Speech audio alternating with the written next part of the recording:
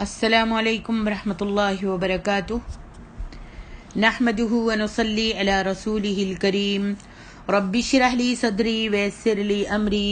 واحلل عقدۃ من لسانی یفقهوا قولی۔ رب زدنا علما علما۔ اللهم انا نسألك علما نافعا ورزقا واسعا وقلبا شاکرا ولسانا ذاکرا وعملا متقبلا آمین یا رب العالمین۔ تفسیر سورۃ الانعام آیت نمبر 84 سے 90 تک۔ اعوذ باللہ من الشیطان الرجیم۔ ووهبنا له اسحاق ويعقوب كلا هدينا ونوحا هدينا من قبل ومن ذريته داود وسليمان وأيوب ويوسف وموسى وهارون وكذلك نجزي المحسنين وزكريا ويحيى وعيسى وإلياس كل من الصالحين وإسماعيل واليسع ويونس ولوطا وكلا فضلنا على العالمين ومن آبائهم وذرياتهم وإخوانهم واجتبيناهم وهديناهم إلى صراط مستقيم ذلك هدى الله يهدي به من يشاء من عباده ولو أشركوا لحبط عنهم ما كانوا يعملون أولئك الذين آتيناهم الكتاب والحكم والنبوة فإن يكفر بها هؤلاء فقد وكلنا بها قوما ليسوا بها بكافرين أولئك الذين هدى الله فبهداه مقتده قل لا أسألكم عليه أجرا إن هو إلا ذكرى للعالمين۔ پچھلی آیات میں ہم نے پڑھا ہے وَتِلْكَ حُجَّتُنَا آتَيْنَاهَا إِبْرَاهِيمَ عَلَى قَوْمِهِ نَرْفَعُ دَرَجَاتٍ مَّن نَّشَاءُ إِنَّ رَبَّكَ حَكِيمٌ عَلِيمٌ۔ اور اللہ تعالیٰ فرماتے ہیں یہ ہماری دلیل تھی جو ہم نے ابراہیم کو ان کی قوم کے مقابلے میں عطا کی تھی، ہم جس کے چاہتے ہیں درجے بلند کر دیتے ہیں۔ بے شک آپ کا پروردگار دانا اور خبردار ہے، یعنی وہ اپنے اقوال و افعال میں حکمت والا ہے اور اس بات سے اچھی طرح واقف ہے کہ کون ہدایت کا مستحق ہے اور دلائل و براہین قائم ہونے کے باوجود کون ضلالت کا مستحق ہے۔ جیسا کہ اللہ سبحانہ و تعالیٰ فرماتے ہیں سورۃ یونس میں ان الذین حقت علیہم کلمۃ ربک لا یؤمنون، بے شک جن لوگوں کے بارے میں آپ کے رب کا حکم قرار پا چکا ہے، یعنی عذاب لانا قرار پا چکا ہے، وہ ایمان نہیں لائیں گے جب تک کہ دردناک عذاب نہ دیکھ لیں، خواہ ان کے پاس ہر طرح کی نشانی آ جائے۔ اسی لیے اللہ تعالیٰ یہاں فرماتے ہیں ان ربک حکیم علیم، بے شک آپ کا پروردگار بہت ہی زیادہ حکیم دانا اور خبردار ہے، خوب جاننے والا ہے۔ اللہ رب العالمین نے ذکر فرمایا ہے کہ اس نے حضرت ابراہیم علیہ السلام کو بڑھاپے میں اس وقت اسحاق عطا فرمایا جب آپ اور آپ کی بیوی سارا اولاد سے مایوس ہو گئے تھے۔ آپ کے پاس اس وقت فرشتے آئے جب وہ قوم لوط کی طرف جا رہے تھے اور انہوں نے آپ دونوں میاں بیوی کو حضرت اسحاق کی بشارت سنائی۔ حضرت ابراہیم کو اور حضرت سارہ کو حضرت اسحاق کی ولادت کی بشارت سنائی تو حضرت سارہ نے اس سے تعجب کیا، اور سورۃ ہود میں اللہ تعالیٰ فرماتے ہیں قالت یا ویلتی أألد وأنا عجوز وهذا بعلی شیخا ان هذا لشیء عجیب۔ اس نے کہا اے ہے یہ کیا ہے، یا ویلتا، عربی میں یا ویلتا اے ہے، یعنی یہ کیا ہے کہ میرے ہاں بچہ ہوگا، یعنی حیرت سے وہ کہنے لگی کہ میں تو بڑھیا ہوں اور یہ میرے میاں بھی بوڑھے ہیں، بے شک یہ تو بڑی عجیب بات ہے اور حیرت کی بات ہے۔ انہوں نے کہا کیا تم اللہ کی قدرت سے تعجب کرتی ہو؟ فرشتے نے کہا کہ کیا تم اللہ تعالیٰ کی قدرت سے تعجب میں پڑ رہی ہو؟ اے اہل بیت، تم پر اللہ کی رحمت اور اس کی برکتیں ہیں، بلا شبہ وہی سزاوار تعریف اور بزرگوار ہے۔ فرشتوں نے آپ دونوں میاں بیوی کو حضرت اسحاق کی ولادت کے ساتھ ساتھ یہ خوشخبری بھی سنائی کہ وہ نبی بھی ہوں گے اور ان کی نسل کا سلسلہ بھی آئندہ جاری رہے گا، جیسا کہ اللہ سبحانہ و تعالیٰ فرماتے ہیں سورۃ الصافات میں وَبَشَّرْنَاهُ بِإِسْحَاقَ نَبِيًّا مِّنَ الصَّالِحِينَ، اور ہم نے ان کو اسحاق کی بشارت بھی دی کہ وہ نبی اور نیکوکاروں میں سے ہوں گے۔ یہ ایک مکمل ترین بشارت اور عظیم ترین نعمت تھی، اسی لیے اللہ سبحانہ و تعالیٰ سورۃ ہود میں بھی فرماتے ہیں فَبَشَّرْنَاهَا بِإِسْحَاقَ وَمِن وَرَاءِ إِسْحَاقَ وَيَعْقُوبَ، تو ہم نے ان کو اسحاق کی اور اسحاق کے بعد یعقوب کی بھی خوشخبری دی، یعنی تمہاری زندگی ہی میں تمہارے بیٹے اسحاق کے گھر میں بیٹا پیدا ہوگا، جس سے تمہاری آنکھوں کو اسی طرح ٹھنڈک نصیب ہوگی جس طرح اپنے بیٹے کی ولادت سے ٹھنڈک نصیب ہوتی ہے۔ انسان کو اپنے پوتے کی ولادت سے، ہم سب کو معلوم ہے، سب کے پاس پوتے ہیں، کہ انسان کو اپنے پوتے کی ولادت سے بہت خوشی ہوتی ہے، کیونکہ اس سے اس کی نسل کا سلسلہ آگے جاری ہو جاتا ہے۔ بڑھاپے میں ملنے والی اولاد کمزور ہوتی ہے، اس لیے شبہ تھا کہ شاید اس سے آگے نسل جاری نہ رہ سکے، اس لیے بشارت اللہ رب العالمین نے سنائی کہ حضرت اسحاق کے گھر بھی بیٹا پیدا ہوگا اور نام اس کا یعقوب ہوگا۔ یعقوب عقب سے مشتق ہے، اس لیے اس نام میں بھی نسل کے آئندہ جاری رہنے کا اشارہ موجود ہے۔ حضرت ابراہیم علیہ السلام نے جب اللہ کی خاطر اپنی قوم سے علیحدگی اختیار کی، انہیں چھوڑ دیا، ان سے کنارہ کشی اختیار کر لی، علیحدہ ہو گئے اور ان کے علاقے کو بھی چھوڑ دیا تاکہ اللہ کی زمین میں کسی دوسری جگہ جا کر اپنے اللہ رب العالمین کی عبادت کر سکیں، تو اللہ تعالیٰ نے آپ کو قوم اور برادری کے بدلے نیک اولاد عطا فرما دی، سبحان اللہ، جس نے آپ کے دین کو اختیار کر لیا تاکہ اس نیک اولاد سے آپ کی آنکھوں کی ٹھنڈک نصیب ہو جائے۔ اللہ اکبر، جیسا کہ اللہ سبحانہ و تعالیٰ فرماتے ہیں سورۃ مریم میں فَلَمَّا اعْتَزَلَهُمْ وَمَا يَعْبُدُونَ مِن دُونِ اللَّهِ وَوَهَبْنَا لَهُ إِسْحَاقَ وَيَعْقُوبَ وَكُلًّا جَعَلْنَا نَبِيًّا، تو جب ابراہیم ان لوگوں سے اور جن کی وہ اللہ کے سوا پرستش کرتے تھے الگ ہو گئے، تو ہم نے ان کو اسحاق اور اسحاق کو یعقوب بخشا اور سب کو پیغمبر بنایا۔ یہاں اللہ تعالیٰ فرماتے ہیں وَوَهَبْنَا لَهُ إِسْحَاقَ وَيَعْقُوبَ كُلًّا هَدَيْنَا، ہم نے ان کو اسحاق اور یعقوب بخشے اور سب کو ہدایت دی، اور فرمایا وَنُوحًا هَدَيْنَا مِن قَبْلُ، یعنی اس سے پہلے ہم نے نوح کو بھی ہدایت بخشی تھی، جس طرح ہم نے ابراہیم کو ہدایت بخشی اور نیک اولاد عطا فرمائی۔ حضرت نوح اور ابراہیم دونوں کو عظیم خصوصیت حاصل ہے۔ حضرت نوح کو تو یہ خصوصیت حاصل ہے کہ جب اللہ تعالیٰ نے تمام اہل زمین کو غرق کر دیا سوائے ان لوگوں کے جو آپ پر، حضرت نوح پر ایمان لائے تھے، اور یہ وہی لوگ تھے جو آپ کے ساتھ کشتی میں سوار تھے، تو اللہ سبحانہ و تعالیٰ نے آپ کی اولاد کو باقی رکھا، اب سب لوگ آپ ہی کی اولاد ہیں۔ حضرت ابراہیم کو یہ خصوصیت حاصل ہے کہ آپ کے بعد تشریف لانے والے تمام انبیاء کرام آپ ہی کی اولاد میں سے ہیں، جیسا کہ اللہ تعالیٰ فرماتے ہیں سورۃ العنکبوت میں وَجَعَلْنَا فِي ذُرِّيَّتِهِ النُّبُوَّةَ وَالْكِتَابَ، اور ہم نے اس ابراہیم کی اولاد میں پیغمبری اور کتاب مقرر کر دی، سبحان اللہ۔ قرآن مجید میں اکثر مقامات پر جب انبیاء کرام کا ذکر ہوتا ہے تو اس میں ترتیب زمانی بھی پائی جاتی ہے، لیکن یہاں غالباً اس صفت کو زیادہ تر ملحوظ رکھا گیا ہے کہ ان میں سے کس نے شرک کے خلاف سب سے زیادہ جہاد کیا تھا،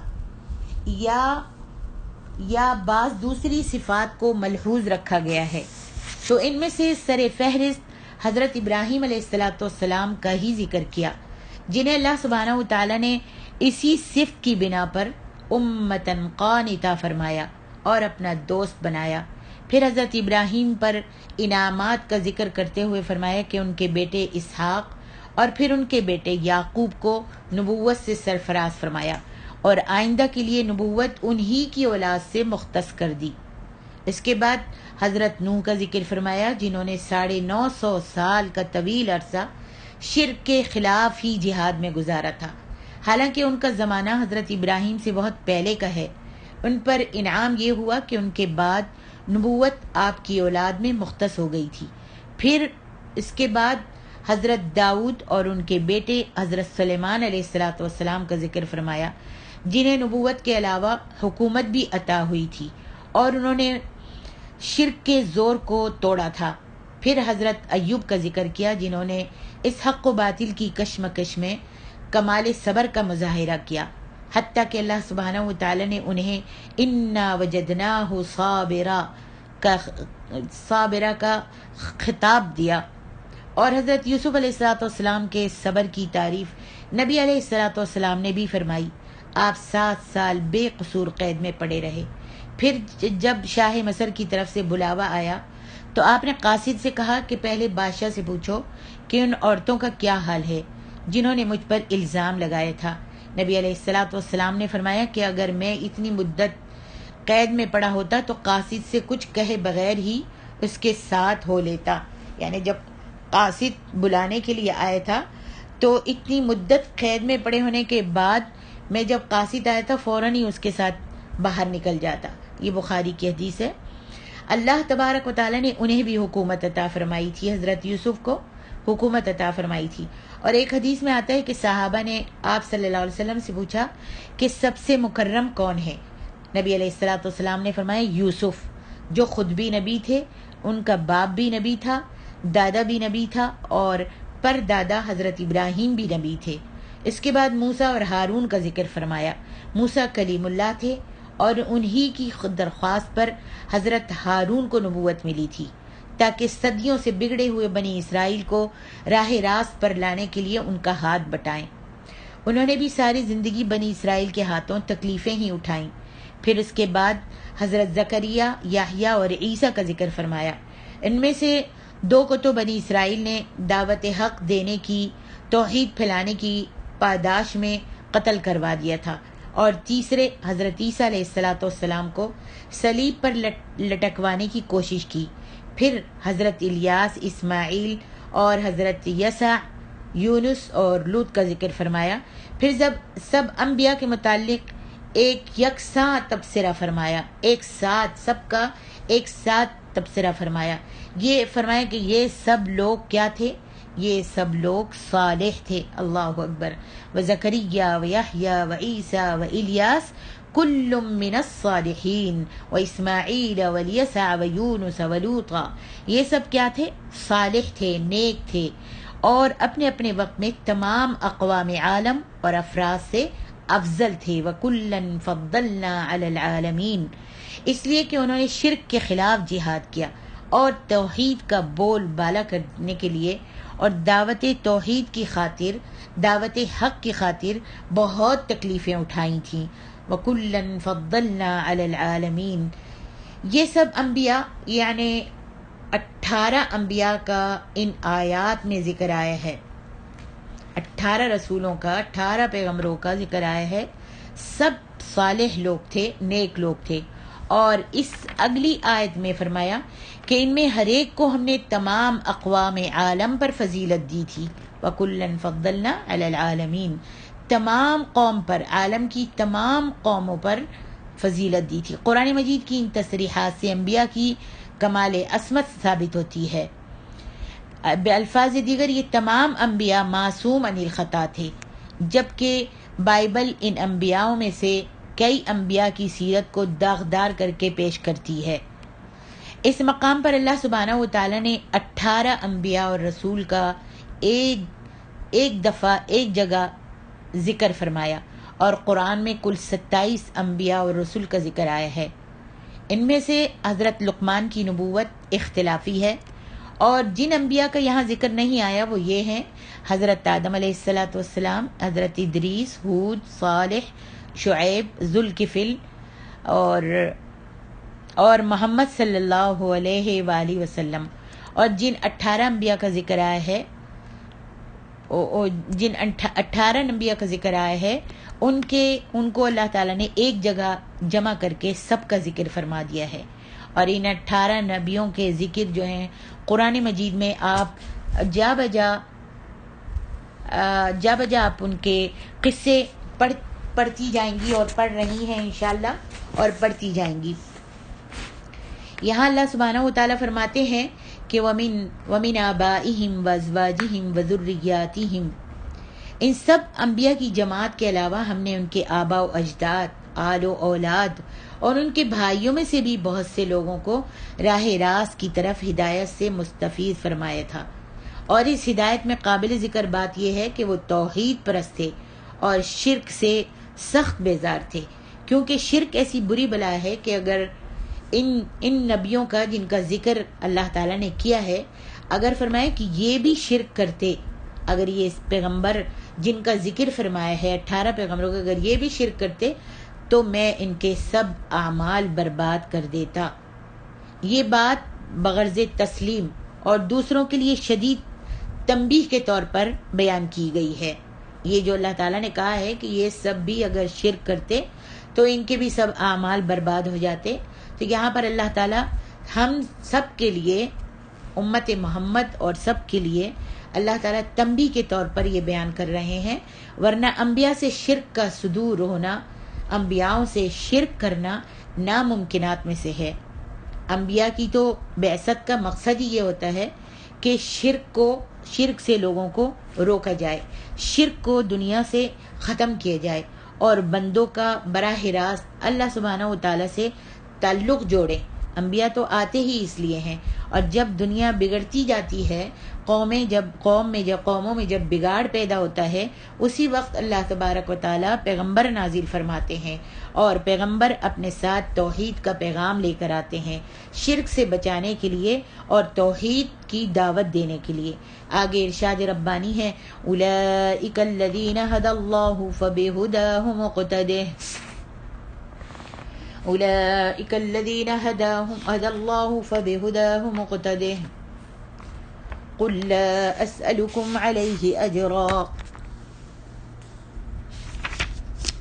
قل لا اسألکم علیہ اجرا۔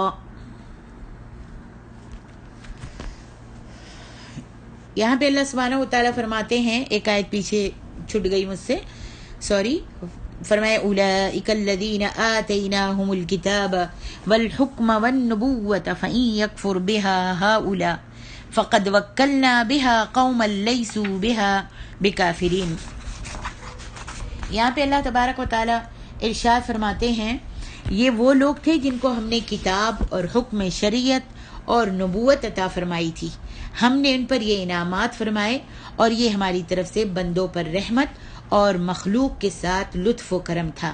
ارشاد الہی ہے، فَإِن يَكْفُرْ بِهَا، اگر یہ کفار ان باتوں سے انکار کریں، اگر یہ نبوت کا انکار کریں، اور اس بات کا بھی احتمال ہے کہ ضمیر کا مرجع یہ تینوں اشیاء یعنی کتاب، حکم شریعت اور نبوت ہوں۔ ارشاد باری تعالیٰ ہے، ہؤلاء، اس سے مراد یہ کفار، اور ان سے مراد اہل مکہ ہیں، جیسا کہ حضرت انس، حضرت ابن عباس رضی اللہ عنہما اور دیگر کئی ائمہ تفسیر کا قول ہے، فرمایا فقد وکلنا بها قوما لیسوا بها بکافرین، تو بے شک ہم نے ان پر ایمان لانے کے لیے ایسے لوگ مقرر کر دیے ہیں کہ وہ ان سے کبھی انکار کرنے والے نہیں ہیں۔ اگر ان نعمتوں کا یہ لوگ یعنی کفار قریش اور دیگر تمام روئے زمین کے عرب و عجم اور امی و کتابی کفار انکار کریں، یعنی اہل کتاب یا امی و عجم اور کفار قریش، اگر روئے زمین کے کفار قریش اور تمام روئے زمین کے عرب و عجم اور اہل کتاب انکار کریں تو ہم نے ایسے لوگ مقرر کر دیے ہیں کہ وہ ان سے کبھی انکار کرنے والے نہیں ہیں، یعنی مہاجرین اور انصار، اور قیامت تک کے لیے ان کے پیروکار لیسوا بہا بکافرین، یعنی وہ ان میں سے کسی چیز کا انکار نہیں کرتے، ان میں سے ایک حرف کو بھی رد نہیں کرتے، بلکہ محکم اور متشابہ سب کے ساتھ ایمان رکھتے ہیں۔ کون؟ مہاجرین اور انصار۔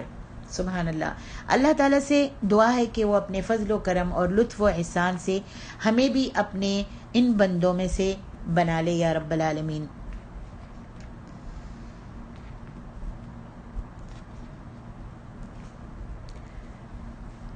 اس آیت میں اللہ تعالیٰ یہ فرما رہے ہیں کہ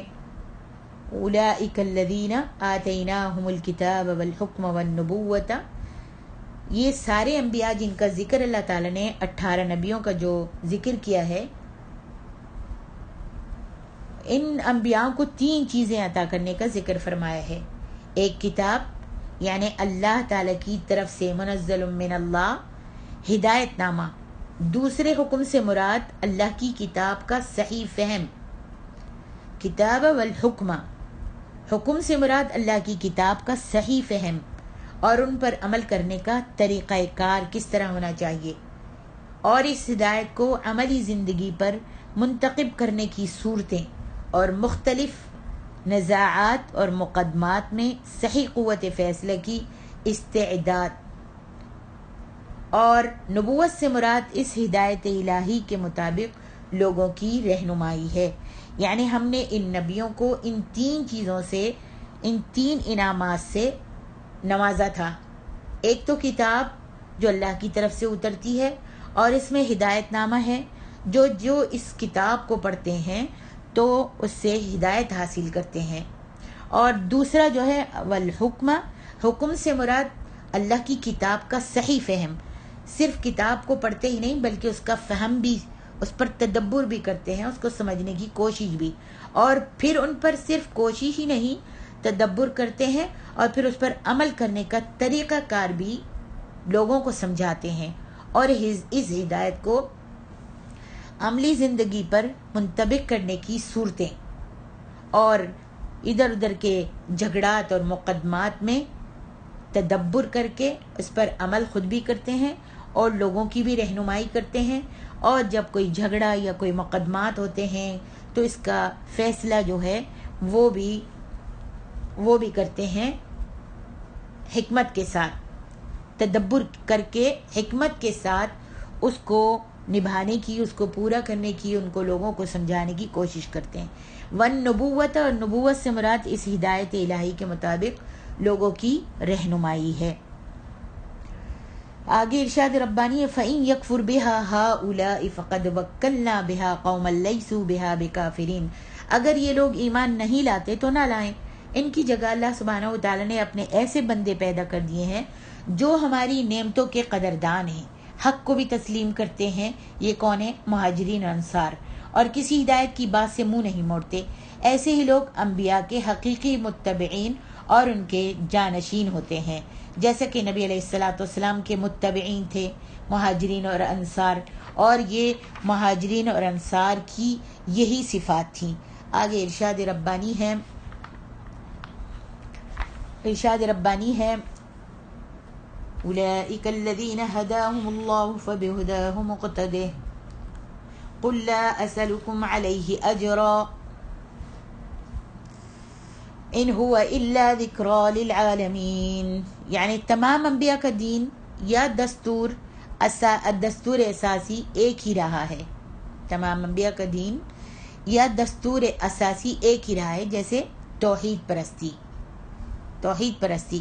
شرک سے بیزاری اور اس کے خلاف جہاد، اللہ کی فرما برداری، اور قیامت کے دن پر، آخرت پر، روز آخرت پر ایمان وغیرہ۔ لہذا جو کچھ ان کا دین تھا آپ کو بھی وہی دین اختیار کرنا چاہیے۔ اللہ اکبر۔ اللہ سبحانہ و تعالیٰ اپنے نبی کو فرما رہے ہیں کہ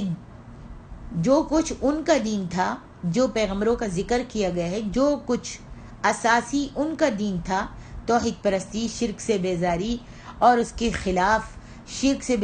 اس کے خلاف جہاد،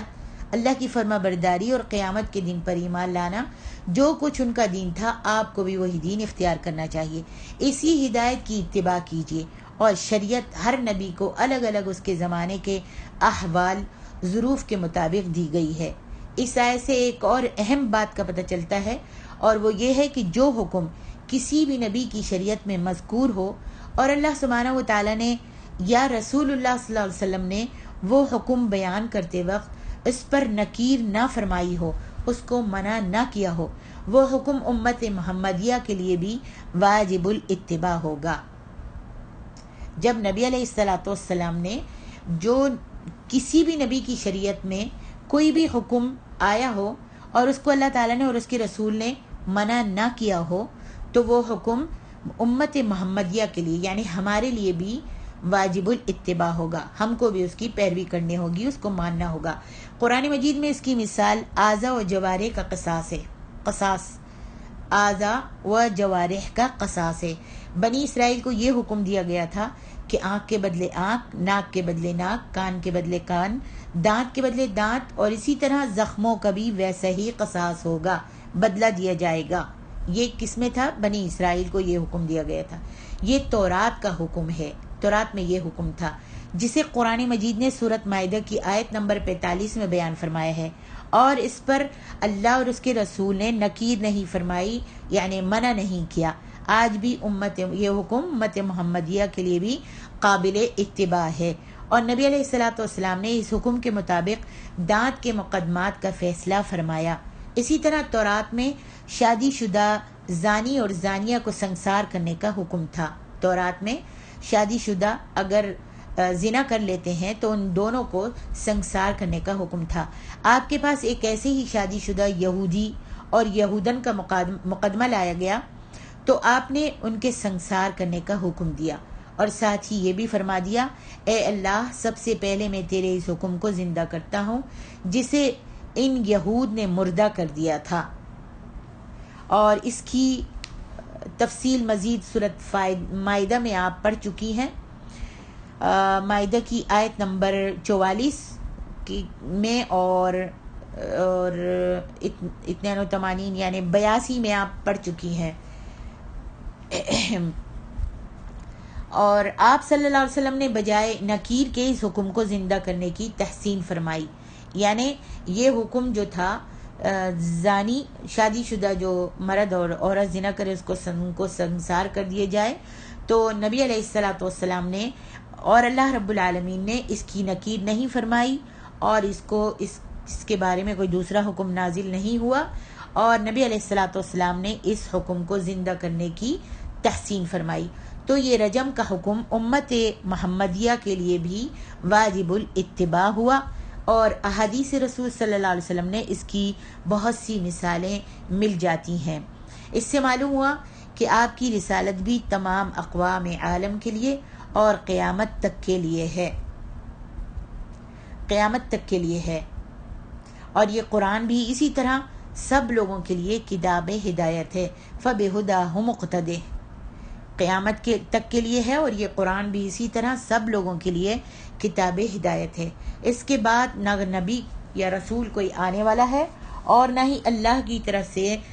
قیامت تک کوئی کتاب نازل ہوگی۔